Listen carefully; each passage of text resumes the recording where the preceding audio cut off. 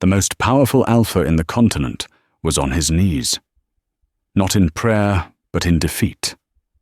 Inside the royal infirmary of the Blood River Pack, the heart monitor was the only sound louder than the Alpha King's ragged breathing. 1,000 renowned healers had walked through those doors, and 1,000 had walked out in shame, leaving a 5-year-old boy to fade away. They said it was a curse. They said it was impossible. But they didn't know that the cure was scrubbing the floors right outside the door, wearing rags and carrying a secret that would shatter the hierarchy forever. What happens when the lowest of the low saves the highest of the high? This is the story of how a rejected Omega brought a king to his knees. The silence in the Alpha King's estate was heavy, thick with the scent of antiseptic and impending death. It wasn't the peaceful silence of night. It was the suffocating silence of a tomb waiting to be sealed. Declan Burke, the Alpha King of the Western Territories, stood by the window of the Royal Infirmary. His hands, usually steady enough to sever a rogue's throat in a single swipe, were trembling. He gripped the marble sill until the stone cracked under his fingers, a spiderweb of fractures mimicking the state of his own sanity. Behind him, the steady, rhythmic beep, beep, beep of the heart monitor was the only thing tethering his son to the world of the living. Toby, his heir, his 5-year-old pup, who just a month ago had been chasing butterflies in the palace gardens, was now a pale, shrunken figure in a massive hospital bed. His skin was translucent, the veins beneath showing a sickly black instead of blue. "Well?" Declan's voice was a low growl, vibrating through the chest of every person in the room. Dr. Iris, the renowned healer flown in from the northern covens, wiped sweat from his balding forehead. He was the 1,000th healer, the milestone nobody wanted to reach. He packed his satchel with shaking hands, avoiding the Alpha King's burning golden gaze. "Your Majesty," Iris stammered, his voice cracking. I have tried the lunar herbs. I have tried the blood transfusions from the Beta line. I even attempted the ancient chant of the elders. But the boy's wolf, it is not responding. It is as if his spirit has already left the vessel." Declan turned slowly. He was a man of terrifying beauty, 6'4", with shoulders broad enough to carry the weight of an empire, and hair as black as a raven's wing. But his eyes were bloodshot, rimmed with the exhaustion of a father who hadn't slept in 14 days. "Are you telling me?" Declan stepped closer, the air in the room dropping 10 degrees. "That with all your degrees, your magic, and your reputation, you are useless. The shadow rot is incurable, Alpha," Dr. Iris whispered, taking a step back toward the door. "It eats the wolf from the inside. Once the black veins reach the heart, it is over. I am sorry. You should prepare for the funeral." The growl that ripped from Declan's throat shattered a glass vase on the bedside table. "Get out!" Declan roared. "Get out before I rip your head off!" Dr. Orris didn't need to be told twice. He scrambled out the door, nearly tripping over his own feet. Declan slumped into the chair beside Toby's bed. He took his son's tiny, cold hand in his massive, warm one. "Don't leave me, Toby," he whispered, his voice breaking. "You're all I have left of her." Outside in the hallway, the atmosphere was chaotic. Guards were muttering, maids were crying silently in corners. But amidst the panic, one figure was moving with a steady, rhythmic purpose. Nora moved the mop across the marble floor, her head down. She was invisible. That was the life of an Omega in the palace, seen as furniture, heard as little as dust. She wore a grey uniform that was 2 sizes too big, hiding a frame that was too thin from malnutrition. Her brown hair was tucked messy under a cap, and she smelled of bleach and lemon cleaner, a scent used to mask her natural Omega pheromones. She had heard Dr. Iris's verdict. Shadow rot. Nora paused, wringing out the mop into the grey water of her bucket. Her heart hammered against her ribs. She knew that smell. As she had cleaned near the door, she hadn't smelled a virus or a bacteria. She smelled ash. Nora wasn't just an Omega. She was a null, a wolf without a shift. In the eyes of the pack, she was less than dirt. Her parents had abandoned her at the orphanage steps when she didn't shift at 13. But what the pack didn't know, what nobody knew, was that while she couldn't turn into a wolf, she could feel them. She could feel the energy of living things. And right now, she could feel Toby's wolf. It wasn't dead. It wasn't gone. It was trapped. She looked at the heavy oak doors of the infirmary. 2 massive warrior guards, Bram and Colt, stood with arms crossed, their faces grim. "He's going to kill someone tonight," Bram muttered to Colt. "That was the last healer on the list." "The king is losing his mind," Colt replied. "If the pup dies, the pack breaks. The Southern Alphas will challenge him within the week." Nora gripped her mop handle. She had to get it in there. But how? She was an Omega cleaner. If she spoke to the king without permission, the punishment was 20 lashes. If she touched the air, death. But then she heard it. Not with her ears, but with her soul. A faint, high-pitched whimper. "Help me." It was Toby's wolf. Calling out, Nora dropped the mop. The loud clatter echoed in the hallway. Bram and Colt snapped their heads toward her. "Watch it, Omega," Bram snarled. "Clean quietly or get out." I need to empty the trash inside," Nora lied. Her voice was small, raspy from disuse. "The protocol says, sterile environment. Full trash bins attract flies." Bram looked at her with disdain. He looked at Colt, who shrugged. "Let her in. Maybe if the room is clean, Declan won't execute us for standing here." Bram stepped aside, opening the door just a crack. "Be quick. You make one sound, and I'll throw you out the window myself." Nora nodded, keeping her head low. She slipped through the crack in the door, her heart beating so hard she felt dizzy. She wasn't just walking into a room. She was walking into the lion's den. The air inside the room was oppressive. It felt heavy, like walking through water. Nora kept her eyes on the floor, moving toward the small bin in the corner, but her senses were screaming at her. The black veins on the boy's skin were pulsing. Declan didn't even look up. He was hunched over, his face buried in his hands. He looked like a man who had been carved out of grief. Nora moved quietly, changing the liner of the bin. She should leave. She had done what she said. She should walk out, keep her head down, and survive. That was the Omega rule. Survive. But as she tied the bag, she looked at the boy. Toby was sweating, his face twisted in a silent scream of pain. The heat radiating off him was unnatural. "He's burning from the inside," Nora realized. "The energy blockage is cooking his organs." She took a step toward the bed, then another. "Get out." The voice was low, dangerous. Declan hadn't moved, hadn't lifted his head, but he knew she was there. Nora froze.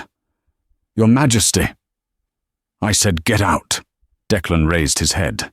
His eyes were wild, the gold irises swirling with a storm of dominance. "I don't want servants gawking at my dying son." Nora's knees knocked together. Every instinct in her body told her to run, to submit, to bare her neck, but the whimper in her head was getting louder. "Help me. Please." "He's not dying of sickness," Nora blurted out. The silence that followed was absolute. Declan slowly stood up. He turned fully toward her, towering over her small frame.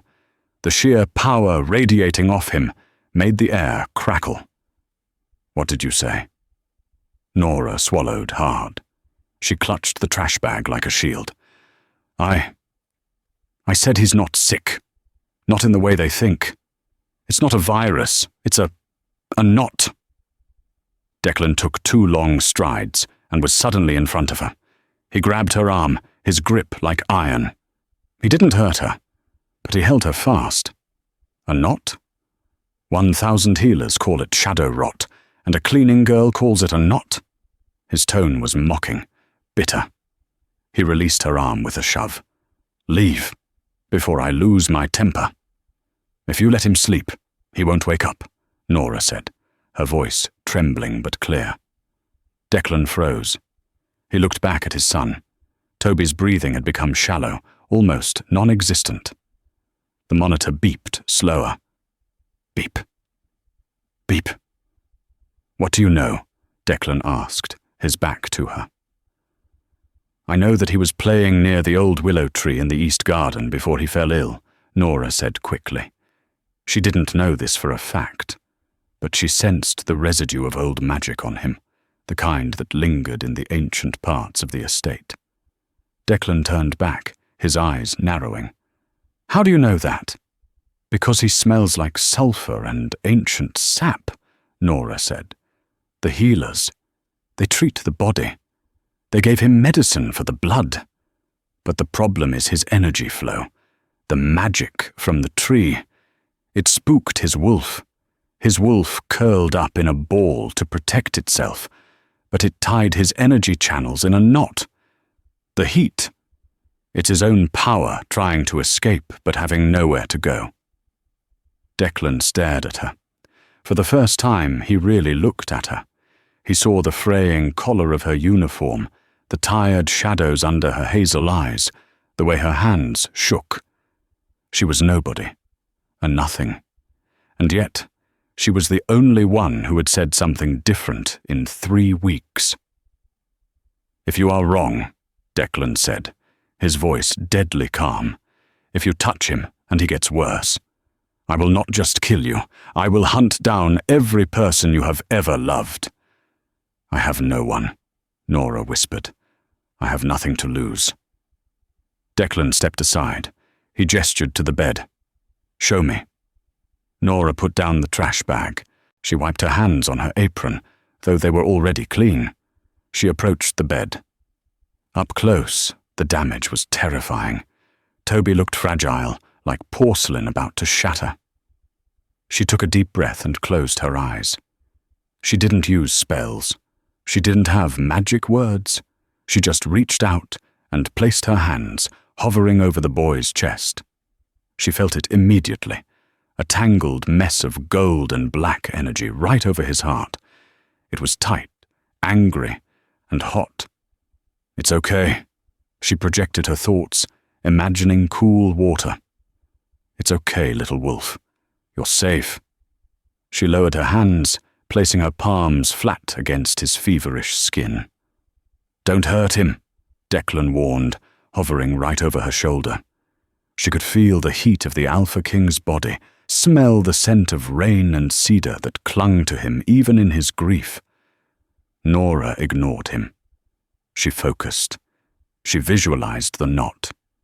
She didn't try to force it open. That would kill him. Instead, she searched for the loose end. Every knot has a loose end. There. She mentally pulled at a thread of energy. Suddenly, the machine screamed. Beep! What did you do? Declan roared, grabbing her shoulder to throw her back. No, wait! Nora shouted, resisting him. Something no Omega had ever done. Look! Declan looked. The black veins on Toby's neck were receding. Like ink being drawn back into a pen, the darkness shrank, retreating from his jaw, down his neck, back toward his chest. The flatline tone stopped, replaced by a strong, steady rhythm. Beep, beep, beep. Stronger than it had been in weeks. Toby gasped, his back arching off the mattress. His eyes flew open. They weren't milky white anymore. They were bright, clear blue. Daddy? Toby croaked, his voice raspy. Declan's face crumbled. He fell to his knees beside the bed, burying his face in the mattress. Toby! Oh God, Toby! Nora stepped back, her legs turning to jelly. She was exhausted. Untying that knot had taken more energy than a week of manual labor. She felt drained, light-headed. She watched as the Alpha King, the most feared man in the territory, sobbed uncontrollably, peppering his son's face with kisses. "I'm thirsty," Toby whispered. "Water," Declan yelled, standing up. "Get water, now!" The guards burst in, weapons drawn, expecting an attack. They stopped dead when they saw the king smiling through tears and the prince sitting up. He's awake?" Bram stammered. "He's cured," Declan said, turning to look for the savior. "She did it. The Omega." Declan turned to point at Nora, but the spot where she had been standing was empty. The door was slightly ajar. Nora was gone. She had fled. She knew how these stories went. Once the miracle was done, the questions would start. What are you? A witch? A spy? They would lock her up, experiment on her, or worse. She had revealed she had power, and in a world where Omegas were powerless, that made her a threat. She ran down the service corridors, her heart pounding. She had to get back to the servants' quarters, blend in, pretend she had been scrubbing the scullery all along. But back in the infirmary, Declan Burke was staring at the mop bucket she had left behind. He leaned down and picked up a small, cheap plastic hair clip that had fallen from her cap. He gripped it in his fist. "Find her," Declan commanded, his voice returning to its alpha command, but laced with something new. Obsession. "Turn the castle upside down. No one leaves, no one enters. Find the girl with the hazel eyes." "Who is she, Alpha?" Bram asked. Declan looked at the empty doorway. "My son's savior. And if she thinks she can run from me, she is very much mistaken." The Blood River Pack estate went into total lockdown within minutes of Nora's escape. The heavy iron portcullis slammed down at the main gate, the sound echoing like a thunderclap across the valley. Searchlights swept the grounds, cutting through the misty evening air. Inside the palace, the atmosphere shifted from mourning to a chaotic, military-grade manhunt. Declan Burke was no longer just a grieving father. He was a predator on the scent. He moved through the corridors with a speed that made his beta guards jog to keep up. His senses were dialed up to the maximum. He was hunting for a specific frequency, a scent of ozone, ash, and the faint, sweet undertone of wildflowers that he had detected for a split second before she vanished. "Search the east wing. Search the kitchens. Search the servant quarters." Declan barked orders at Bram, his head enforcer. "Bring me every female who was on the 3rd floor in the last hour. No exceptions." "Alpha." Bram hesitated, checking his datapad. "There are over 200 servants on the roster for the main keep. It will take hours to process them." "Then you better start now," Declan growled, not breaking his stride. "If she leaves these grounds, heads will roll." While the king tore the castle apart, a different kind of storm was brewing in the royal guest quarters. Lady Lydia, the daughter of the Southern Alpha, and the woman currently favored by the council to become Declan's queen, stood on her balcony. She gripped her wine glass so hard the stem was in danger of snapping. Her perfectly manicured nails tapped a jagged rhythm against the crystal. She had been preparing her black mourning dress. She had been rehearsing the speech she would give to Declan.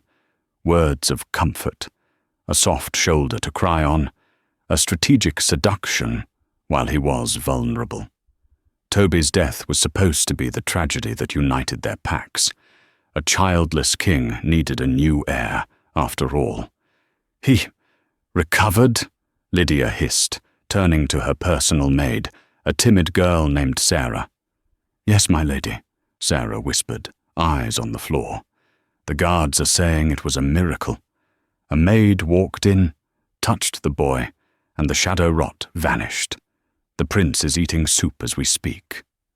Lydia threw the wine glass against the wall, Red wine splashed across the expensive tapestry like blood. A maid? Lydia spat the word like poison. A floor scrubber upstages 1,000 doctors and ruins months of planning. Lydia paced the room, her silk dressing gown flowing behind her like water. She wasn't just angry, she was dangerous. Lydia was a wolf of high breeding, but her soul was pure snake. She knew that if Declan found this girl, and if the girl truly had power, Lydia's position was threatened. A random Omega with healing magic? The pack would revere her. Declan would be indebted to her. "Find out who she is before the king does," Lydia commanded, her voice dropping to a conspiratorial whisper. "Use your connections in the laundry.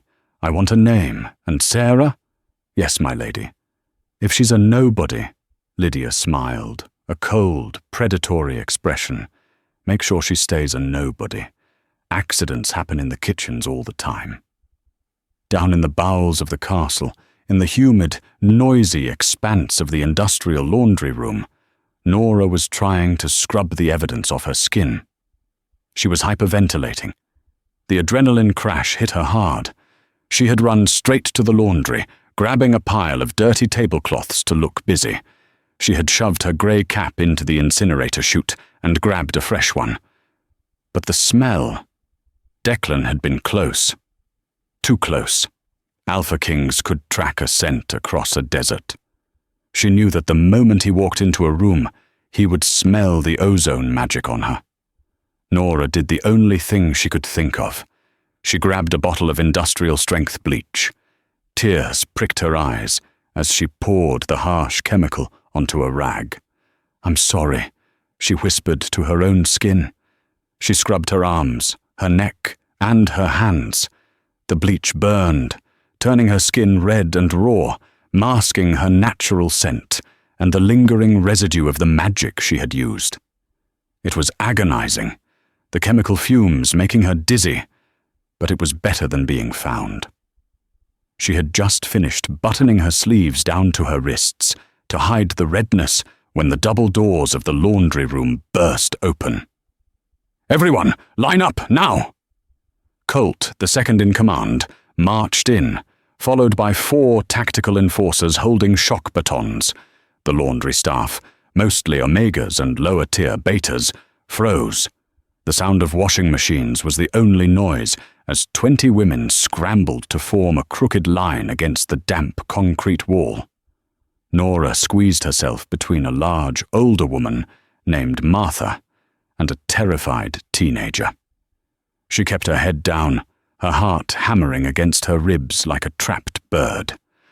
"Hands out," Colt ordered, walking down the line. "Palms up." He wasn't looking for a face. He was looking for energy burns. The healers had told the king that channeling that much energy would likely leave scorch marks or residue on the user's hands. Colt moved quickly. He grabbed the hands of the first woman, inspected them, and shoved her back. Next, he moved down the line. Closer. Closer. Nora's hands were raw and red from the bleach. They looked burned, but chemically burned, not magically. Would he know the difference? Colt stopped in front of Martha. He sniffed the air. "You smell like onions." "I was helping in the kitchen before shift, sir." Martha trembled. Colt grunted and moved to Nora. Nora held her breath. She slowly lifted her hands, palms up. Her fingers were trembling uncontrollably. Colt grabbed her wrists. His grip was bruising. He stared at her red, irritated skin. He leaned in, sniffing her neck. Nora flinched. The smell of bleach was so strong it made Colt recoil, coughing slightly. "God's girl," Colt grimaced, waving his hand in front of his nose. "Did you bathe in the cleaning supply?"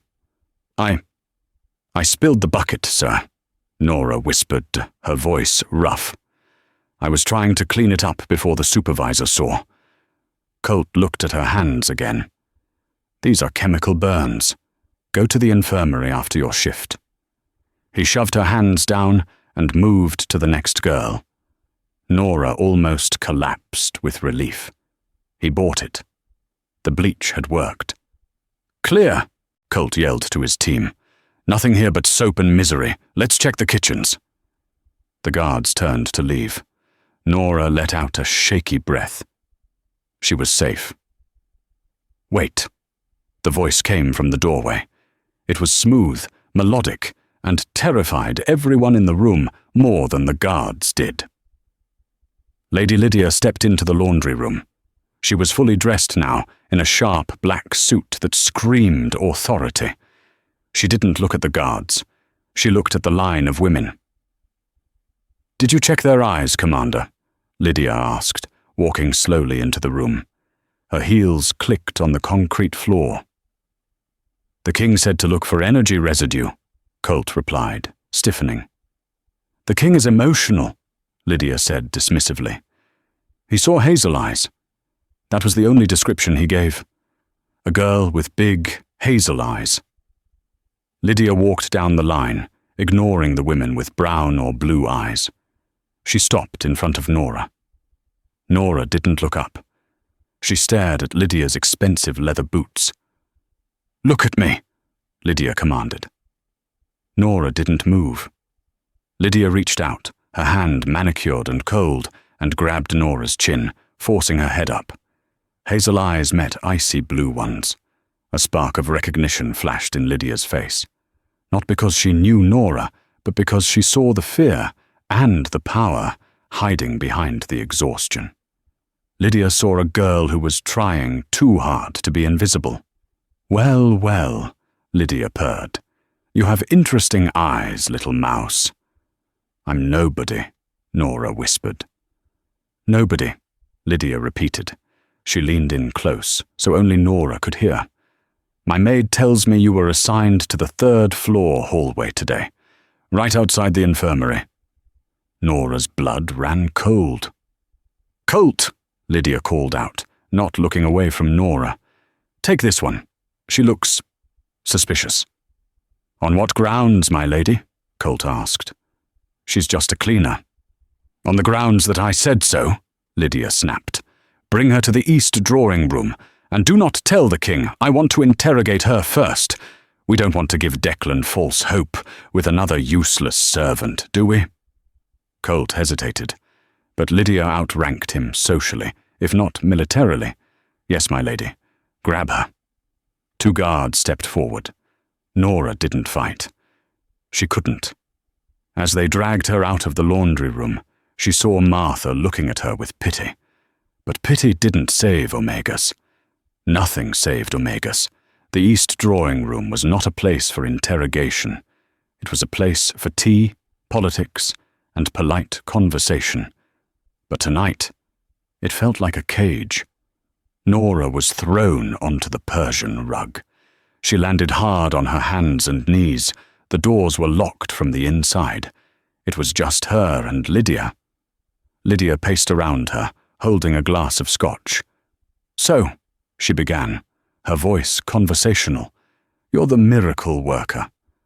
"I don't know what you mean," Nora said, keeping her head low. "Don't lie to me." Lydia's voice cracked like a whip. She kicked Nora in the ribs, not hard enough to break bone, but hard enough to steal the breath from her lungs. "I know magic when I hear about it. You're a null. You shouldn't have magic, which means you're using something else." "Witchcraft? Dark arts?" "No," Nora gasped, clutching her side. I untied the knot. That's all." "The knot?" Lydia laughed, a dry, humorless sound. "You saved the prince. Do you expect a reward? A medal? Maybe you think the king will marry you?" "I expect nothing," Nora said. "I just didn't want him to die." Lydia knelt down, grabbing Nora's hair and yanking her head back. "Listen to me, you filth. The king is vulnerable. He is desperate. If he finds out you have magic, he won't love you. He will use you. He will chain you to a bed in the laboratory and drain every drop of power you have until you are a husk. I am doing you a favor." "A favor?" Nora choked out. "Yes," Lydia smiled. "I'm going to let you leave. I'll open the side gate. You run into the forest, and you never come back. If you stay, I will tell the council you cursed the boy in the first place, just to save him and play hero.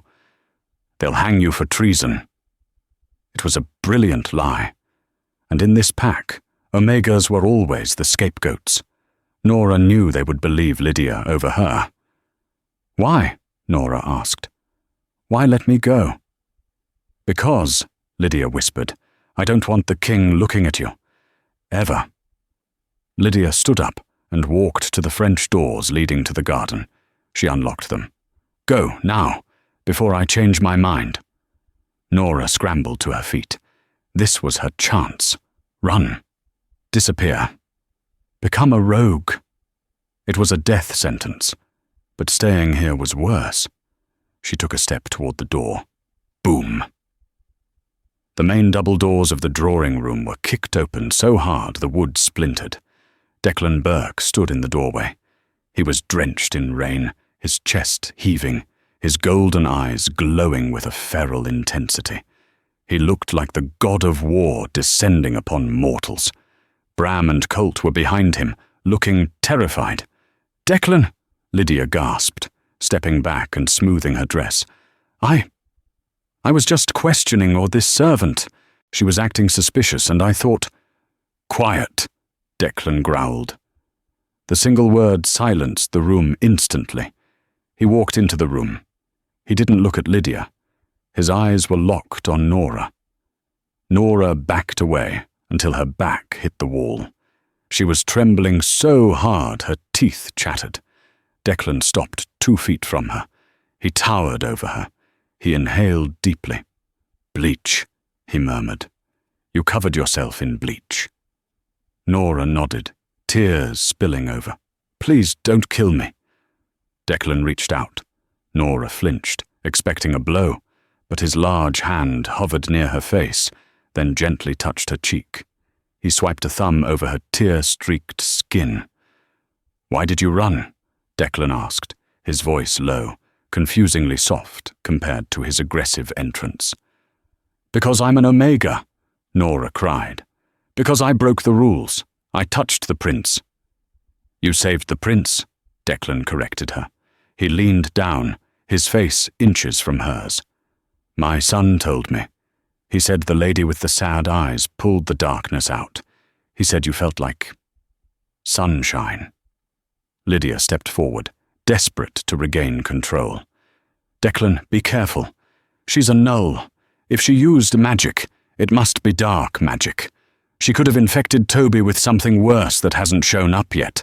She's dangerous." Declan stiffened. The softness vanished from his eyes, replaced by the calculating look of a king. He looked at Nora's hands, red, raw, chemically burned. He was torn.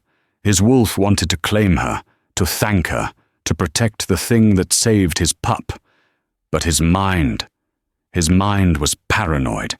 He had enemies everywhere. Was Lydia right? Was this a trap?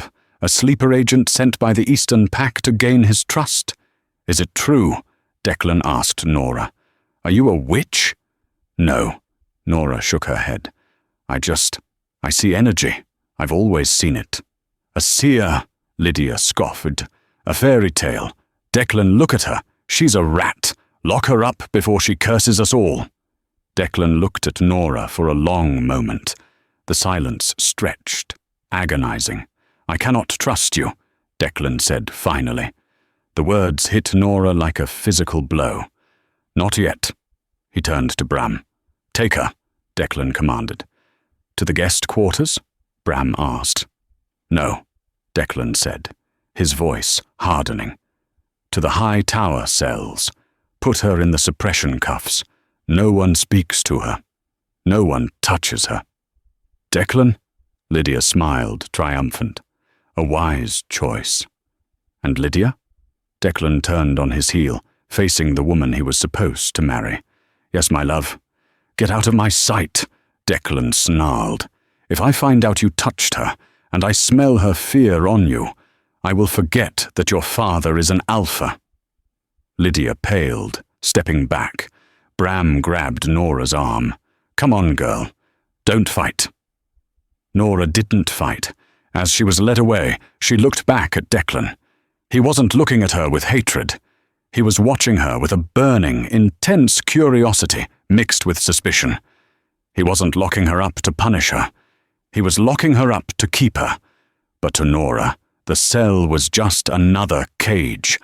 She had saved the king's world, and in return, he had taken away her freedom. As the heavy door of the high tower cell slammed shut, plunging her into darkness, Nora curled into a ball on the cold stone floor. She realized then that saving the prince was the easy part. Surviving the king's gratitude was going to be the real battle. The high tower was not a place for guests. It was a stone needle piercing the sky, cold, damp, and isolated from the rest of the pack. The wind howled through the arrow slits, a constant mournful wail that made sleep impossible. Nora had been sitting in the corner of her cell for 2 days. She was cold. The thin prison shift they had given her offered no protection against the draft. Her hands, still raw from the bleach, throbbed with a rhythmic, stinging pain. She hadn't eaten the gruel left by the guards. She was too terrified. Every time the heavy iron door clanked, she expected executioners. Clank, grind. The lock turned. Nora scrambled to her feet, pressing her back against the damp stone wall. It wasn't a guard. Declan Burke stepped into the small, circular room. The space was instantly too small. His presence sucked the oxygen out of the air. He wasn't wearing his royal ceremonial armor. He was wearing a simple black t-shirt and tactical pants, clothes that emphasized the brutal efficiency of his body. He looked tired. The shadows under his eyes were lighter, but the lines of stress around his mouth remained. He held a silver tray in one hand. On it sat a bowl of steaming stew, a loaf of fresh bread, and a glass of milk. He kicked the door shut behind him. "You haven't eaten," Declan said. It wasn't a question. He placed the tray on the small wooden stool in the center of the room. "I'm not hungry, Your Majesty," Nora whispered. "Liar," Declan rumbled. He could hear her stomach growling. He could smell the sharp, acidic scent of hunger on her. "Sit. Eat." Nora hesitated. "I didn't poison it, if that's what you're worried about," Declan said, his voice dry. "If I wanted you dead, I wouldn't waste good beef stew. I'd just snap your neck." Nora flinched at the brutality of the statement, but she moved toward the stool. She sat down and took a tentative bite of the bread. It was warm. It tasted like heaven. She ate quickly, forgetting her manners, forgetting the king watching her every move. Declan leaned against the wall, arms crossed, studying her. He watched the way she ate, desperately, like someone who didn't know when the next meal was coming. He noticed the way her hands shook, the red, angry skin on her knuckles, where the bleach had burned deep. "Toby has been asking for you," Declan said suddenly. Nora froze, a piece of bread halfway to her mouth. She lowered it slowly. "Is he okay?" "He's better than okay. He shifted for the first time this morning." Declan's eyes softened for a fraction of a second. A partial shift, just his ears and tail. He was chasing the nurses around the room. He hasn't had that much energy in a year. "That's good," Nora said softly. The energy flow, it was blocking his development. Now that it's clear, his wolf is making up for lost time. Declan pushed off the wall and took a step closer. The air in the room grew heavy again. "Who taught you?" "No one," Nora said. "Don't lie to me, Nora," Declan growled. He used her name. It sounded intimate and dangerous on his tongue. "You are a null, an omega without a wolf. You were abandoned at the orphanage at 13. I read your file. There is no record of you attending any academy. no record of you having a mentor. So tell me, how does a rejected girl learn to manipulate life force?" "I didn't learn it," Nora said, her voice trembling but defiant. "I survived it." She looked up at him, hazel eyes meeting gold. "When you are a null, you are invisible. People talk around you. People do things around you. I grew up in the orphanage infirmary, cleaning up the blood after the alpha challenges. I felt the dying wolves. I felt the moment their souls left. I started to see the patterns, the colors. Sickness looks like grey sludge. Poison looks like green acid. And shadow rot. Shadow rot looks like a knot." Declan stared at her, mesmerized. He had thousands of warriors who could crush boulders, but none who saw the world like this. "And what did you see in my son?" Declan asked, his voice dropping to a whisper. "You said it wasn't a sickness." "It wasn't," Nora said. She put the bread down. "It was placed there." The temperature in the cell dropped. Declan's eyes flared. "Explain." "The energy knot," Nora said, her hands twisting in her lap. "It wasn't natural. Natural blockages are messy, like tangled string. This was woven. It was a hex. Someone deliberately tied his energy to the old willow tree's roots to drain him." Declan went very still. "Treason!" he hissed. "You are accusing someone in my court of treason." "I'm just telling you what I saw," Nora said. "Whoever did it, they used a conduit. Something Toby wears, or holds." Declan's mind raced. Toby had 100 toys, a dozen amulets given by well-wishers. He looked at Nora's hands again. The red burns were distracting him. They looked painful.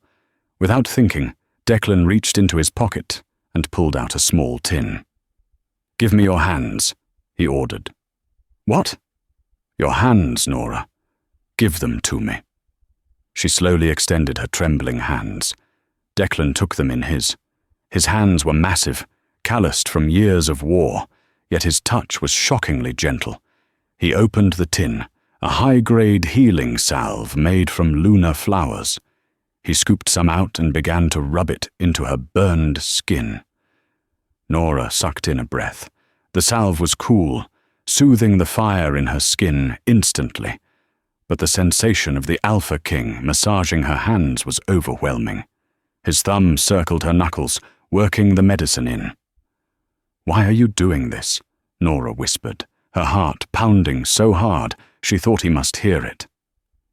"Because you saved my son," Declan murmured, his eyes focused on her damaged skin. "And because I don't like seeing you in pain." He paused, his thumb resting on her pulse point. He could feel her blood rushing. He looked up, locking eyes with her. For a moment, the cell vanished. There was just the heat between them, an alpha and an omega, a king and a servant. It was forbidden, it was wrong, and it was undeniable. Declan felt a pull in his chest, a magnetic snap that he hadn't felt since his wife died. But this was different. Rawer, darker. He abruptly let go of her hands and stood up, backing away as if burned. "I will investigate your claims about the hex," Declan said, his voice rough. "If you are right, you will be rewarded. If you are lying to cause unrest, you will never leave this tower." He turned and banged on the door for the guard. As the door opened, he looked back one last time. "Finish the stew. I'll send more salve in the morning." Then he was gone, leaving Nora alone with the tingling sensation of his touch on her skin and a heart that was beginning to hope for dangerous things. Lady Lydia was not a woman who panicked. Panic was for the weak. Lydia planned. She sat in her vanity chair, brushing her long blonde hair. It was 2 a.m. The castle was asleep. Her informant, a scullery maid named Bess, had just left. The news was bad. Declan had visited the tower. He had stayed for 20 minutes. He had brought food himself, and he had stormed out looking not angry, but rattled. "He's falling for the stray," Lydia whispered to her reflection. Pathetic. But the real danger wasn't romance, it was what the girl might say. Lydia knew about the hex. She knew because she had paid the warlock to weave it into the teddy bear Toby slept with every night. A slow drain, designed to make the boy sickly, weak, unfit to lead. It was supposed to force Declan to remarry to produce a strong heir. With Lydia. If the Omega girl started talking about woven energy or conduits, Declan would tear the castle apart until he found the bear. And the warlock. And eventually, Lydia. She has to go, Lydia decided. Tonight. She opened her jewelry box. Inside a false bottom, she pulled out a small vial. It wasn't poison. Poison left traces in the blood. It was a concentrated pheromone distinct, distilled from a rogue alpha in heat. One drop would drive any nearby male wolf into a frenzy. She picked up her phone. She dialed a number that wasn't saved in her contacts. "Marcus," she purred when the line connected. "It's time to pay off your gambling debt." Marcus was a guard on the night shift at the high tower, a brute of a man, strong but stupid and heavily in debt to Lydia's family loan sharks. "What do you need, my lady?" Marcus's voice was thick with sleep. "I need you to go to the prisoner's cell," Lydia said calmly. "I need you to accidentally open the door, and I need you to make sure she doesn't survive the night. Make it look like a struggle, like she tried to escape and you had to defend yourself.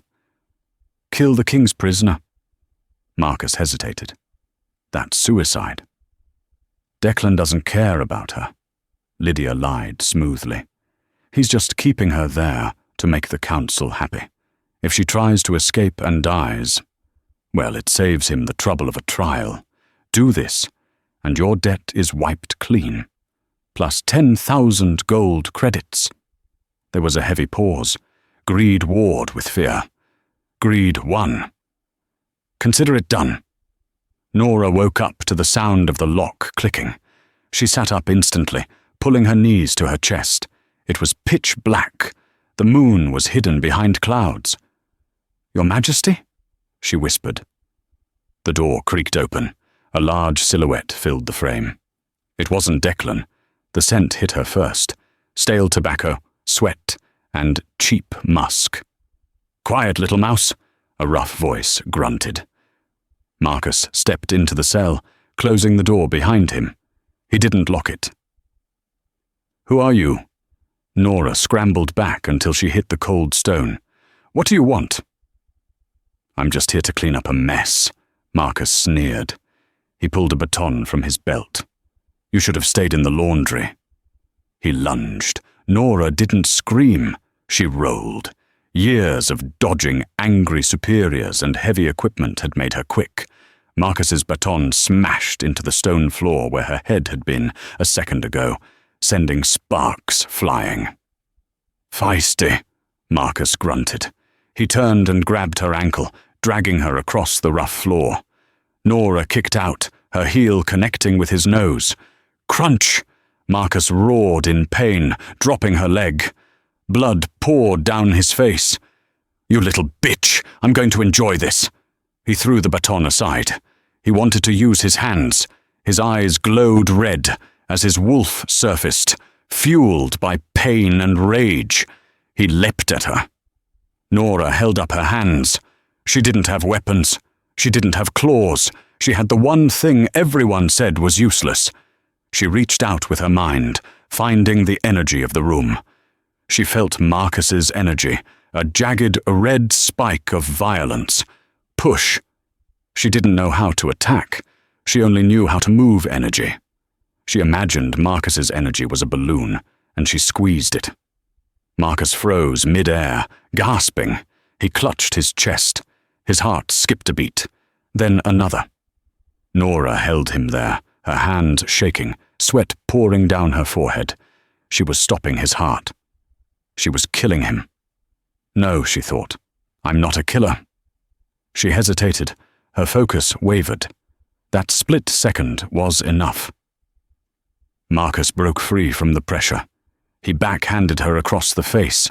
The force of the blow threw Nora against the wall. Her head cracked against the stone. Stars exploded in her vision. She slumped to the floor, dazed, blood trickling from her temple. Marcus stood over her, breathing heavily. No more tricks, witch. He wrapped his massive hands around her throat and began to squeeze. The world started to go black. Nora clawed at his hands, but it was like fighting a stone statue. She couldn't breathe. Her lungs burned. Declan, she thought, her mind fading. Help me. It was a silent plea, a mental scream sent out into the void. 3 floors down, in the war room, Declan Burke dropped his glass of whiskey. He didn't know why. He just felt a sudden, agonizing spike of terror in his chest. It wasn't his. It was hers.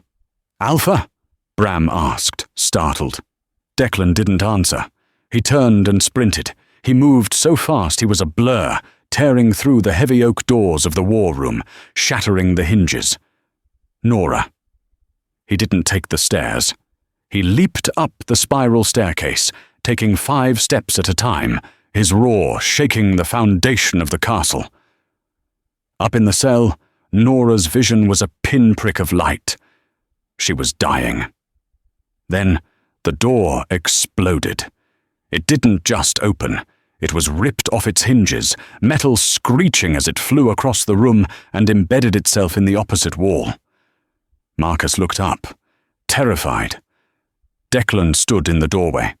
He was fully shifted, a massive, midnight black werewolf standing 7 feet tall on hind legs, teeth bared, eyes glowing with the fury of a god. Marcus released Nora and scrambled back. "Alpha, she attacked me! I was—" Declan didn't let him finish. He lunged. It was over in seconds. Declan tore Marcus apart with a savagery that would haunt the nightmares of anyone who saw it. He tossed the guard's broken body aside like a rag doll. The Wolf King turned to Nora. She was coughing, gasping for air, clutching her bruised throat. She looked up, terrified of the monster in front of her. Declan's wolf whined. He shimmered, bones cracking as he forced himself to shift back to human form. He fell to his knees beside her, naked, not caring. "Nora," he gasped, his hands hovering over her neck. "Breathe. Breathe for me." He saw the purple bruises forming in the shape of fingers on her pale skin. A low, dangerous growl built in his chest. Not at her, but at the world that dared to hurt her. "I'm okay," Nora rasped, though she clearly wasn't. Declan scooped her up into his arms. She was so light. "I'm taking you out of here," Declan swore, holding her tight against his chest. "Where?" Nora whispered, leaning her bleeding head against his shoulder. "To my room," Declan said, his voice hard as diamond. "The only place in this damn kingdom where I can see you." He walked out of the cell, carrying her through the wreckage of the door. He stepped over Marcus's body without looking down. "Bram!" Declan roared, his voice echoing down the stairwell. Bram appeared at the bottom of the stairs, pale and out of breath. "Alpha, what happened?" "Lock down the castle," Declan commanded, his eyes burning gold. "Someone sent an assassin to my prisoner. Find out who signed Marcus in tonight. And Bram?" "Yes, Alpha." "Prepare the execution block," Declan said, "because when I find out who ordered this, death will be a mercy." As Declan carried Nora into the main keep, past the shocked gasps of servants and guards, Nora realized the game had changed. She wasn't a prisoner anymore. She was the king's obsession. And in the shadows, Lydia watched from behind a pillar, realizing she had just made a fatal mistake. She hadn't eliminated the threat. She had just pushed the king right into the Omega's arms. Nora woke in a bed of silk, the scent of sandalwood wrapping around her. She wasn't in a cell. She was in the Alpha's private sanctuary. Declan sat in a chair beside her, watching her sleep with an intensity that made her flush. "You're safe," he murmured, his voice rough with exhaustion. "Marcus is gone, and I know who sent him." "It's not just Marcus." Nora sat up, clutching the velvet sheets. Her voice was weak but urgent. "You have to check Toby's room. The conduit. It's the bear, the one with the blue ribbon." Declan didn't question her. He carried her to the nursery. Toby was sleeping soundly. Declan picked up the worn teddy bear from the bedside. He unsheathed a claw and sliced the fabric open. Inside, nestled in the stuffing, was a small, black pouch emitting a foul, sulphurous odor. Stitched into the leather of the pouch was a tiny sigil, a serpent intertwined with a rose. "The Southern Crest!" Declan snarled, the temperature in the room plummeting. "Lydia."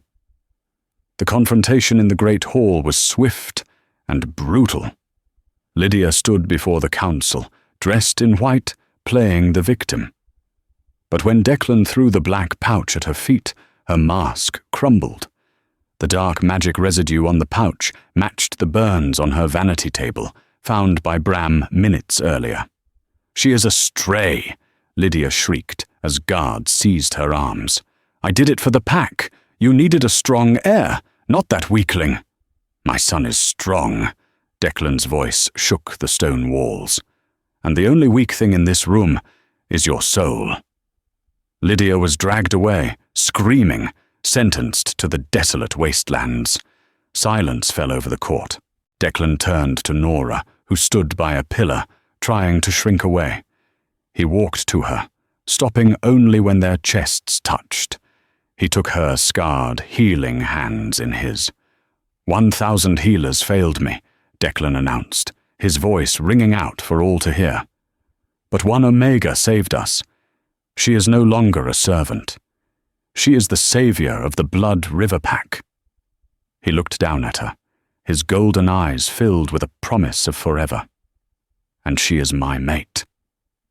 Nora didn't shrink away this time.